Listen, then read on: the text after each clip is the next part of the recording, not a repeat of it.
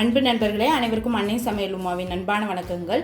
இன்றைக்கி அன்னை சமையலில் பார்க்க போகிறது எல்லாருக்கும் ஃபேவரட்டான ஒரு ரெசிபி முட்டை கொத்து பரோட்டா. இது ஹோட்டலில் நம்ம விரும்பி சாப்பிடுவோம். இன்றைக்கி வீட்டில் எப்படி சுலபமாக செய்யலான்றதை பார்க்கலாம். கடாயில் தேவையான அளவு எண்ணெய், 1 டீஸ்பூன் சோம்பு, கொஞ்சம் கருவேப்பிலை, 1 பச்சை மிளகாய்,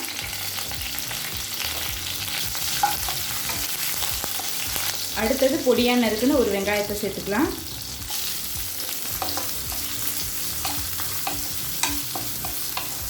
ஒரு டீஸ்பூன் இஞ்சி பூண்டு விழுது,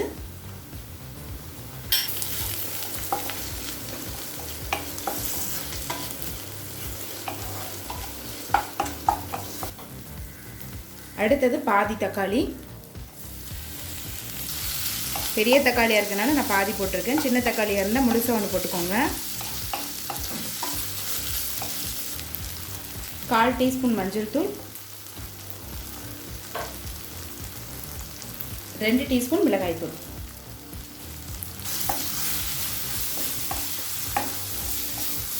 மிளகாய்த்தூள் வாசனை போக 1 நிமிஷம் வரைக்கும் நல்லா வதக்கிக்கலாம். அடுத்தது 3 பரோட்டாவை இது மாதிரி சின்ன சின்ன பீசஸாக கட் பண்ணி சேர்த்துக்கலாம். இப்போ இதை நல்லா மிக்ஸ் பண்ணிக்கலாங்க.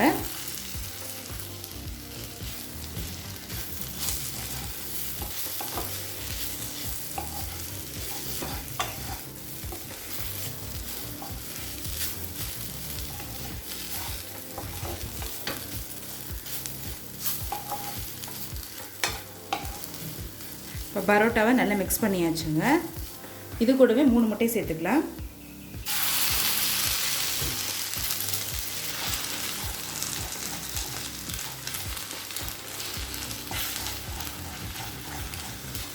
முட்டை பாதி வேகிற வரைக்கும் வெயிட் பண்ணலாங்க. அதுக்கப்புறம் ஒன்றா மிக்ஸ் பண்ணிக்கலாம்.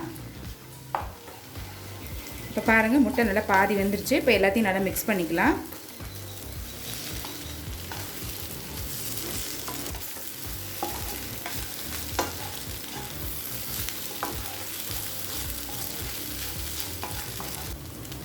இப்போ அடுத்து 1/2 கப் சால்னாவை இதில் சேர்த்துக்கலாங்க.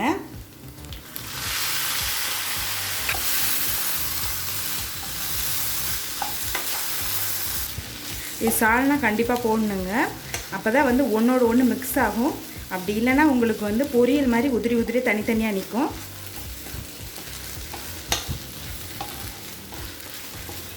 நீங்கள் விருப்பப்பட்டீங்கன்னா வெஜிடபிள் குருமா, சிக்கன் குழம்பு, மட்டன் குழம்பு எது வேணால் போட்டுக்கலாம். கீழே டிஸ்கிரிப்ஷன் பாக்ஸில் லிங்க் கொடுத்துருக்கேன், கண்டிப்பாக போய் பாருங்கள். இப்போ இது மாதிரி ஒரு ஷார்ப்பான ஒரு கிண்ணத்தை எடுத்துக்கோங்க. எடுத்துகிட்டு இப்போ ஒரு 2 நிமிஷம் ஸ்லோலே வச்சிடலாங்க. இப்போ 2 நிமிஷம் ஆகிடுச்சுங்க. கொஞ்சம் கரம் மசாலா சேர்த்துக்கலாம், கொஞ்சம் கொத்தமல்லி.